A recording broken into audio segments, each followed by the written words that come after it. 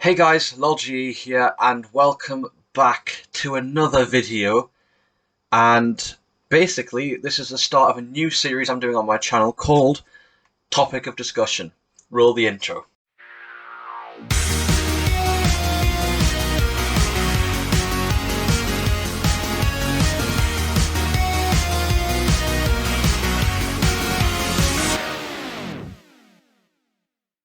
So, that's right guys, we're going to start this week's episode. I don't know if it's going to be weekly yet, we'll see. But we're going to start this episode with Dead by Daylight, and I'm joined here today with a long time, well, I want to say member of the channel, the Spectre. Say hello.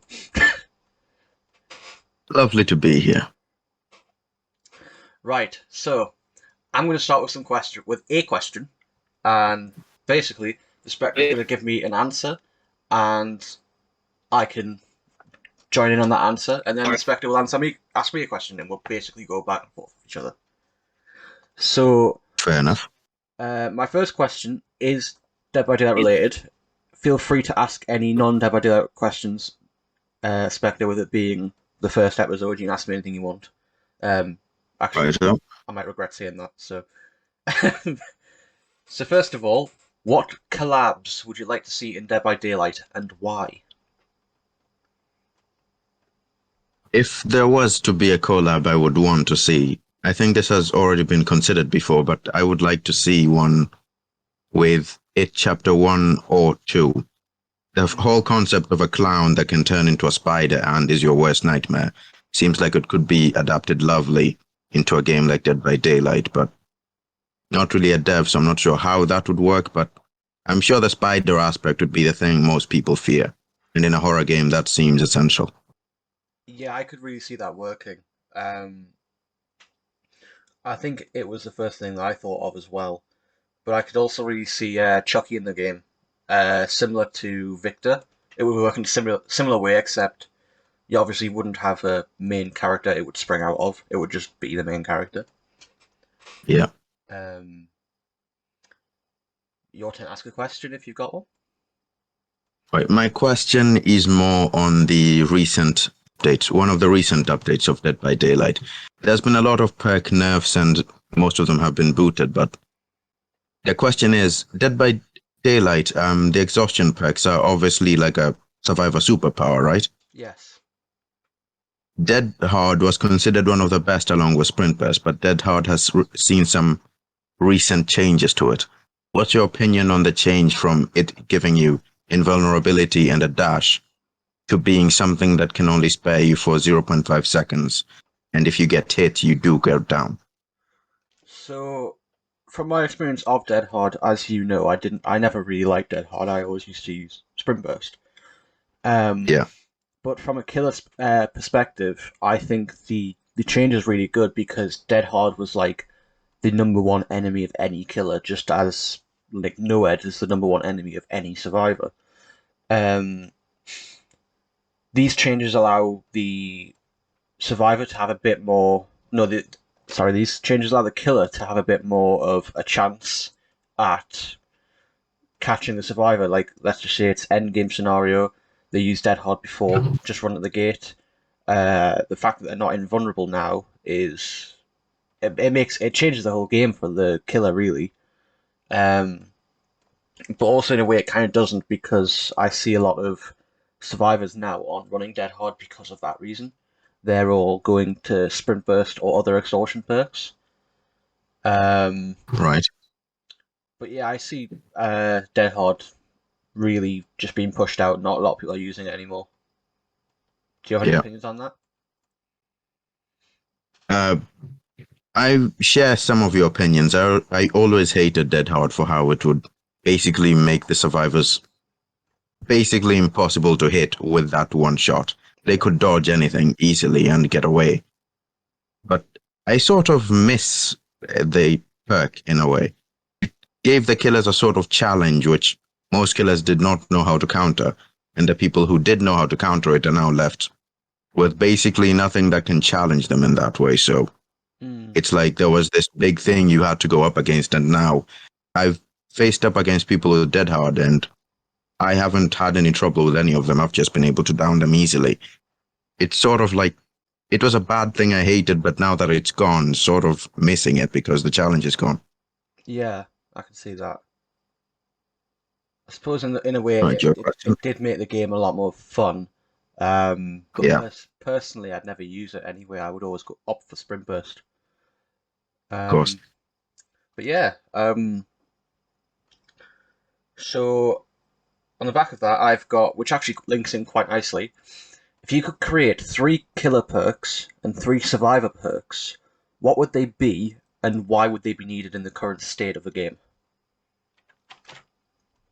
Right, three killer perks and three survivor perks. Bit of a tough question. I'm not sure I could come up with three for each, so I'll try to come up with one for each. Go for it. Let's see. For the survivors, I'd like to see something like Object of Obsession, the way it allows you to see the killer every 30 seconds, but only for few seconds, like a fraction of that time. The killer can see you, you can see the killer. Okay. I don't see many other perks trying to replicate that effect, so if there was a perk for a survivor, or I guess this could be the one perk both killers and survivors can share, which allows you a direct line to see the killer for an extended amount of time. For the exact same time, the killer can see you, but the caveat for this would be you're exposed for the entire time the killer can see you. Yeah. So basically, you can see the killer for about, let's say, 15 seconds every 2 minutes, but in this time, you are exposed. The killer can just down you instantly. So it allows you to see everything. But the bad thing about that is if the killer is close by and it activates, you're one shot. That would be the survivor version. Now, Okay. for a killer perk I would like to see is, let's see. Actually, I'm not sure. Most of the ideas I could come up with probably already exist. Or Hmm. perhaps something that allows you to, instead of doing your usual attack, your M1 attack, this would allow you to hit twice. As in, you can hit once and then hit another time again. The caveat to this being you can't strike again for 10 seconds. Okay. You can hit twice. For 10 whole seconds, you can't use your basic or any other attack. Huh. I quite like the sound of both of them. Um, Yes. They could be quite chaotic, but I think that might be the fun aspect of both. yeah, I think I could see both them being used. But I think the game would have to sort of become more chaotic, more like old school Dead by Daylight rather than the new.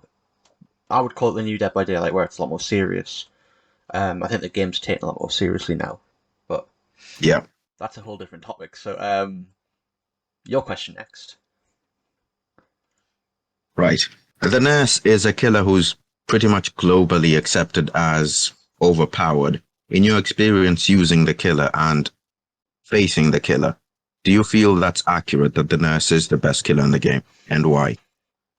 Um, I do feel that's accurate. I do feel the killer is the best killer in the game, only because the people who main the nurse have spent a lot of time and put a lot of dedication into learning how to use the nurse correctly.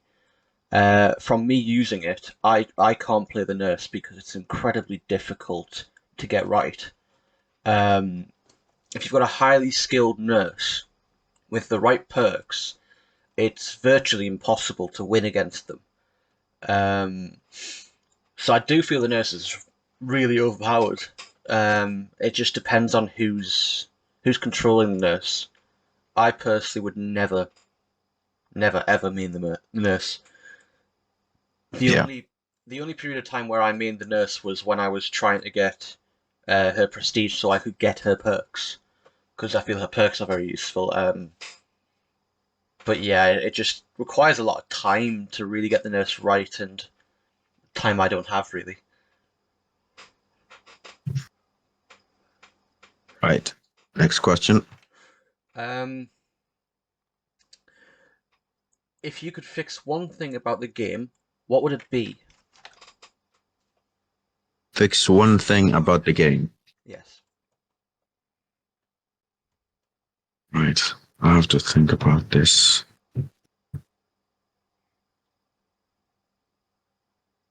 And let's see.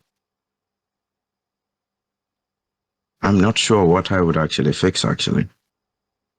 I Hmm. would say flashlights, but I think those are quite balanced because in the hands of someone who isn't experienced, flashlight is as much danger to you as it is to the killer. It might slow them down, but they will just get you back for it. Hmm. Although I think what I would try to fix about the game is toxic squads, but there's nothing you could really do against them really unless you're a good enough killer. You could sort of try and go up against them. I Yeah. feel most of the problems about the game get fixed every now and then, so there's not really much to point out in that area. Yeah, I agree with that. I think the devs are very on top of it, not like they used to be. The whole story behind that, where we Yeah, had a lot of lazy, ignorant devs, and now it's very much like the devs are keeping on top of the game, which is what we want, really.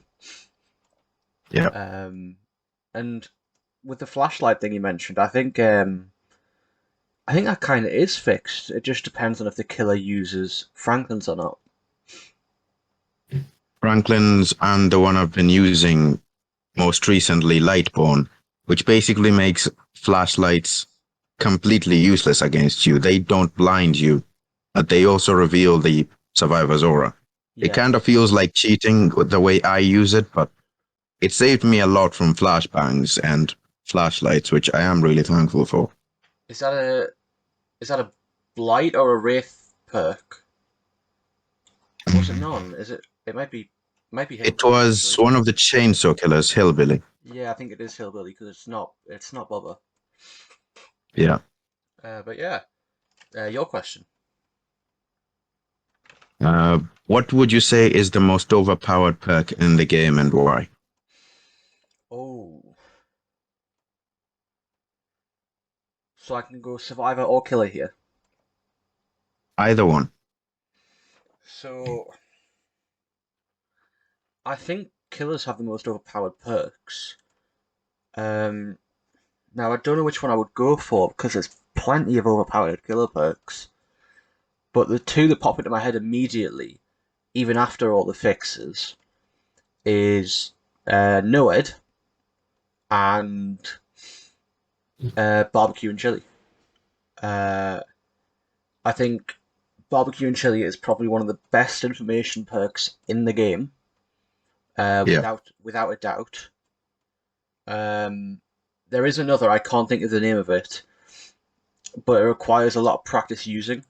Once you've got that practice, it's similar to nurse it. You need to use it a lot. But once you've Right. got that practice, it is better than barbecue and chili. So rather than hooking survivors and seeing the rest, I think when a survivor blows a gen, you see everyone or something like that. I can't remember. It's something gen based though. Right. Um, and Noed's just Noed. It's once those generators are popped, it can be deadly if you haven't focused on the totems. Especially now with all the hexes in the game, Noed paired with a lot Yeah. of hexes discourages people from breaking totems as well as all the boons. So totems don't really get broken, Yeah. which means Noed just sits there and it can really mess a game up in the end game. Got it. But yeah. Um, so I think you've kind of already answered this question, but Go on. the question I have for you is: do you think the game is unbalanced, and if so, why?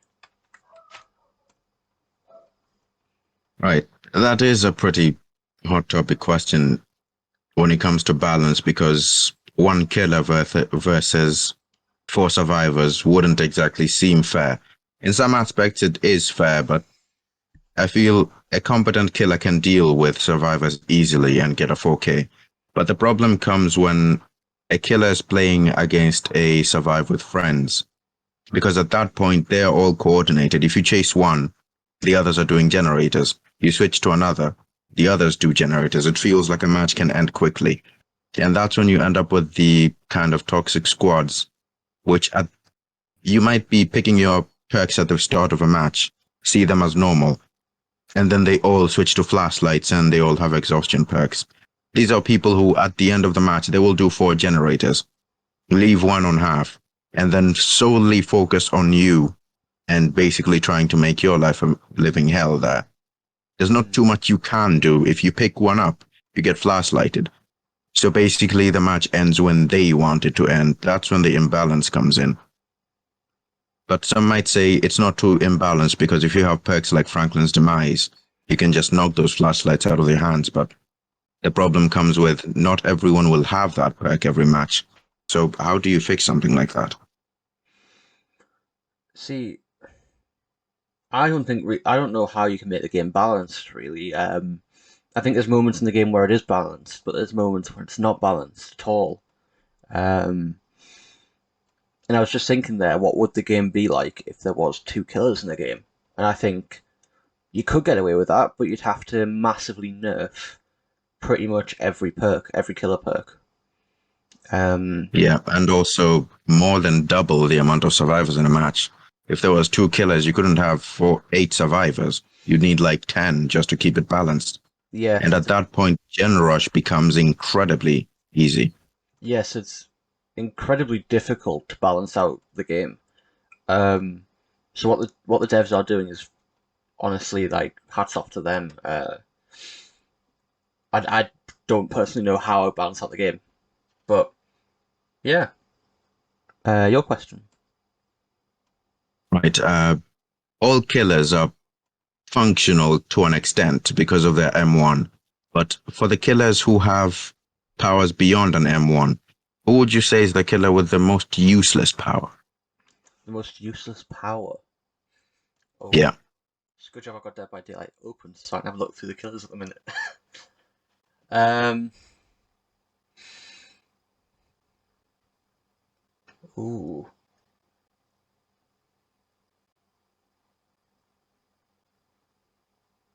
See, I'm having a look through some of the killers at the minute. And the only ones like I can only really see one being useless, and Which one? that's Trapper. Trapper. Yeah,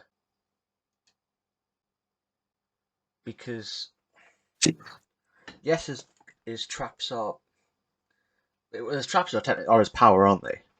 Um, Yeah. and I feel like every other killer tops him when it comes to powers because, well, you can see the traps quite easily. They're very difficult to hide.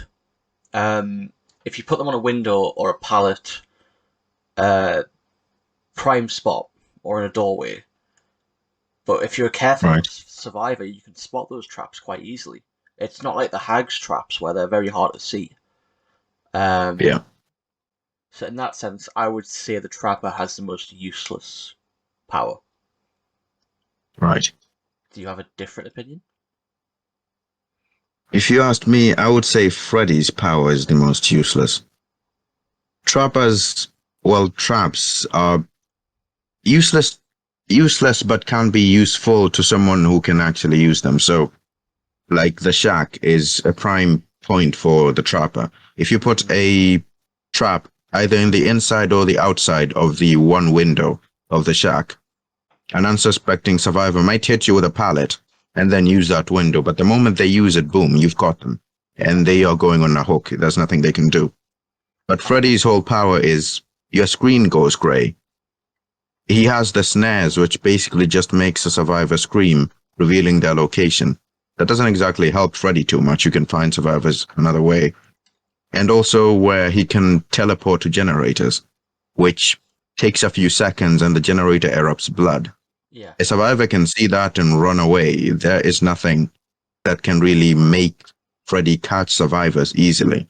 But Mm. the trapper's way is just boom, that survivor is stuck there. They can escape, but by the time they do, they're injured. I can see what you mean. I suppose it's just like personal experience. When I've been using the trapper, I found the best point to use the trapper is on the shack especially with killer basement. With basement, it's like you've basically got them. Like you're not losing them if you trap Yeah, them the in the moment you right way. catch one, they're all just dead. But when I've like gone against Freddy, as soon as that nightmare sequence has gone, I'm just like, yeah, I don't really feel like playing this match anymore. um, I just find Freddy very irritating to go against because you spend all that time trying to get yourself out of the dream state, and when you're Yeah, out, you've essentially got a very short window of time to do gens before you're back in it. right. I just find Freddy very irritating because of that, and I can't really play a match against Freddy. Most of the time, I just keep the dream filter on. It might sound strange, but to me, with that filter on, it's easier to see my surroundings. Sure, Okay. it might obscure him when he's far away, but I keep the filter on because in about a minute, I'm going to get back in the filter anyway. If he hits me, I go in the filter as well. So kind of just continue doing generators until it's all done. Huh. I never really tried that. I used to try and get myself out of the dream sequence. But yeah, oh, that's a good one. Uh, I do have a last question, so we can just talk about other stuff after that, if you like. Right. But it's kind of a big Yeah. question. Um, Go on. so really, it's just a bunch of things that I would like your opinion on. Go ahead. So this is from an old list, so I don't know if it's up to date or not. But three things I want your opinion on is tunneling. Um, Tryharding can equal burnout. So basically, if you try hard at Dead by Daylight, you don't want to play it Yeah. anymore because you burn Yeah. out. So it's not really a fun game to play.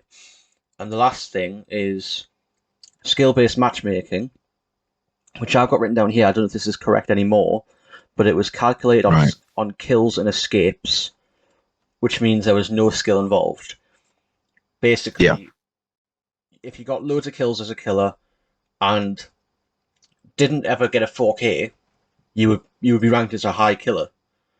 And if you got loads Right. of escapes as a survivor but did nothing during the match, you were ranked as a high survivor. Yeah. I don't know if that's still the case anymore, but they're the three things I would like your opinion on: tunneling, tryharding equals burnout, and skill-based matchmaking. Right. On tunneling, there's usually an agreed upon way that a person is tunneling. Basically, tunneling, a killer chases you, puts you on a hook. When you get unhooked, they chase you again, put you on a hook, and then basically they try to get you out of the match as fast as possible. That's tunneling. But some people seem to interpret tunneling as a killer simply chasing you. Yeah. So let's say I found some survivors. I chased them, put him on a hook. They got unhooked. I chased the person who was chasing, who unhooked them, yeah? Hmm. But during that time, the person who got unhooked just comes across my path. The person I'm chasing isn't injured, but you are. I'm just going to hit you because you were dumb enough to cross my path again. I'm not going to chase the healthy survivor and leave you. I'm going to down you. But if you just run away from me, I'm going to chase the person who unhooked you because that's a person I have a problem with. The more hooks I've got, the better. I'm not really one who goes for 4Ks immediately. Yeah. The people who do actually just chase you and get you out of the match immediately. I'm not saying they're necessarily wrong because no one said the game isn't meant to play that way. It's just a courtesy, really, to play in a nice way to ensure the people playing survivors have a good time the same way you are as a killer. Mm. So I wouldn't say tunneling is a good thing because it's really not. It's just ruining other people's days. But it is generally frowned upon because you are intentionally making someone's game bad just to further yours. Yeah. So to people who do tunnel, I would say stop because it's kind of an indicator you aren't too confident that you can get the 4K without having to just rush the same person out over and over again. So try and chase the other survivors, come up with different playstyles that might actually make the game more fun than just getting hate all of the time. And you do get hate if you tunnel someone. At the end of the match, they will text you, Yeah. and it most of the time will not be kind. No, I agree. I totally agree. The And other one was tryharding equals burning out. I think that might actually be true because if you consider it, every single match you're trying to go for the 4K. Mm. Yeah, when you get the 4K, it feels good, but when you get when you don't get it, and sometimes when survivors just team up on you and you get zero, that might mess with you a bit. So the more you go try hard, trying to kill every survivor, trying to just ruin their games, it's just going to backfire on you because at some point you will just meet a group of survivors who, well, outrank you heavily. Yeah. And meeting up against them when you're used to winning will kind of just burn you out. Kind of puts a bit of doubt in your own skill. So at some point you will stop playing Dead by Daylight and claim matchmaking is bad or something like that when you kind of had it coming. You were ruining other people's games and now you're facing against people who are better than you. So the more you go up, I believe the fall is just going to be harder. So most of those people kind of say the game is bad and then quit. Yeah. No, I totally feel that. Um, and the last topic of, well, the big topic of discussion when it comes to Dead by Daylight is skill-based matchmaking. The topic that's on everyone's lips whenever they talk about Dead by Daylight. Uh, I don't know if it still is, but like I said, it was calculated on kills and escapes, which meant there's no skill involved. So basically, what's your opinion on skill-based matchmaking now? And do you think that's still the case, the way it's calculated? I have two separate opinions on this. First is I don't think skill based matchmaking should be in the game. Mm, It's not a competitive game. It was always meant to be a game where people go and have fun. When you start adding skill based matchmaking, you start making it so when you're in the iridescent ranks, you're facing up against a killer who is so good, your chances of escaping are slim to none. And as a person who basically just got to the iridescent ranks, you're not going to enjoy that too much. mm, So, in a way, having the ranks kind of ruins fun for everyone else. The higher your skill goes, the less fun it's going to be for you. So, that's my reason for there shouldn't be skill based matchmaking in the game. Now, for why there should be skill based matchmaking is it should be in there, but it shouldn't be the state in which it's in now, where basically you're putting people the broken way for me to say it is you just started the game. You've yeah. played about 3 matches or so. You're in the lower ranks. And then you get to face up against a killer who is a iridescent rank. Mm. That's going to screw you up heavily. Oh yeah.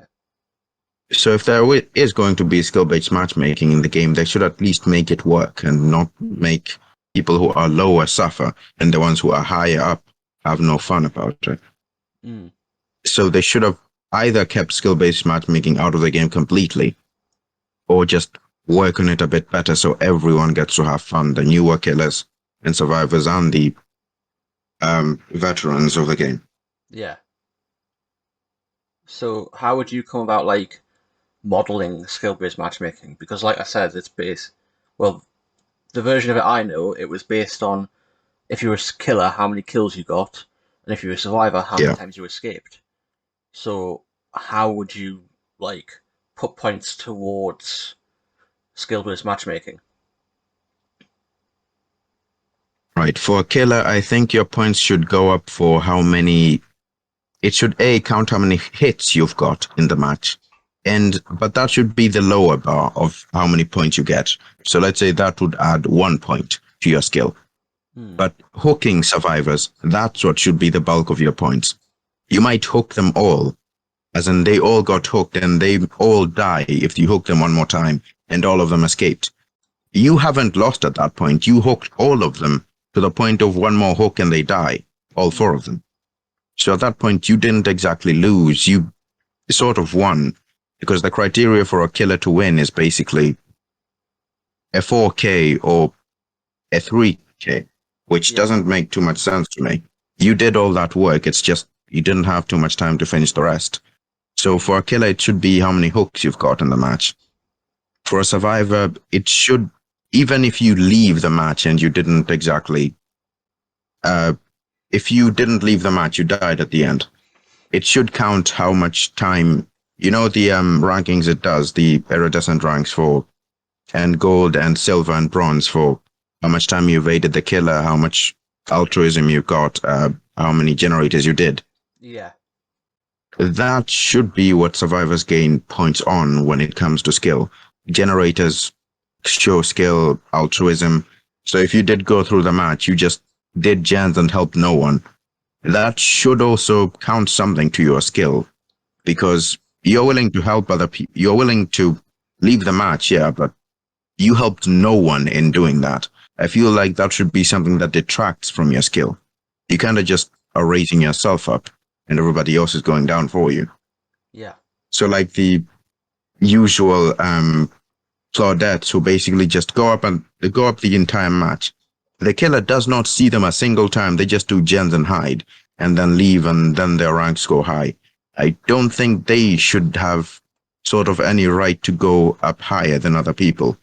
They did not do much. They did leave, yeah, but at what cost is sort of the question. yeah. So essentially, this is what I think. I don't know if you think the same, but like every killer and survivor has a rank.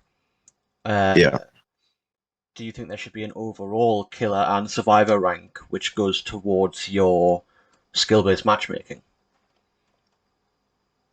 Yeah, actually, that might be a good idea. So, killers and survivor ranks are usually separated, but Mm, you're the same person playing both roles. I yeah, feel like your skill should kind of combine both of those into one thing, as in a player skill instead of mm, killer and survivor. Those should still exist, but your player skill should be what determines your skill based matchmaking. no, I totally agree with that. Um, so that's the end of my questions. If you have any more Dead by Daylight questions for me, ask. Also, with this being the first episode, if you have any channel-based questions for me as well, feel free to ask. But the floor is yours. Right. I've only got one question in that avenue. It's that what other topics of discussion will you consider for the channel? So I've been looking at some topics of discussion recently. Um, I'd like to get some more guests on, um, and base my topics around them. For example, if I got Will Visions on, I could ask him maybe some DJing topics because he does a lot of DJ.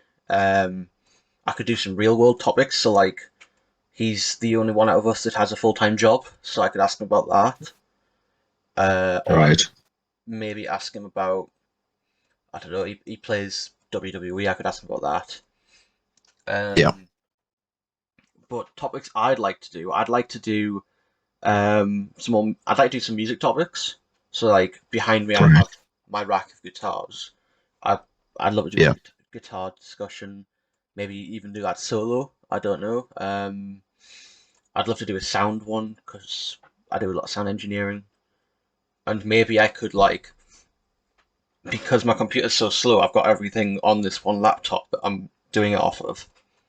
I could just take my camera along to my church, plot the Yeah. camera onto their PC, record it on their PC, like with a microphone through their sound desk. It'll still sound like top notch quality. And I could maybe Right. do a few topics of discussion with people there. So I could talk about some, like, get my mate on who does sound engineering, and we could both talk about sound, or I could talk about some church stuff if people want it. Um, but it's very much what uh, I'll do stuff that I want to begin with, but the more comments I get in saying, can you do a topic of discussion on this, on that, I will do that. You're always welcome back on the channel. I feel like you'll be probably the the most regular guest on the channel, um, because I know if I do a topic of discussion with you, it's going to be highly detailed because you like you're very. I was trying to think of the word. You're very passionate about what you talk about. You let it get Yeah, of very course. across. Um, but yeah, it's really just stuff that I want to do first until I start getting some comments in from you guys at home saying we want this, we want that. But yeah, Of course. anything else? I think that's all for me. No problem. Right, well, we will end topic of discussion for this week there. Hope you all enjoyed. Please leave a like and comment down below what you'd like to see on the channel. Also, subscribe to the channel because that'll help massively. And I haven't said this in a while, so this is going to feel good. Remember to have dreams, do dreams, and live dreams, and I will see you guys in the next one.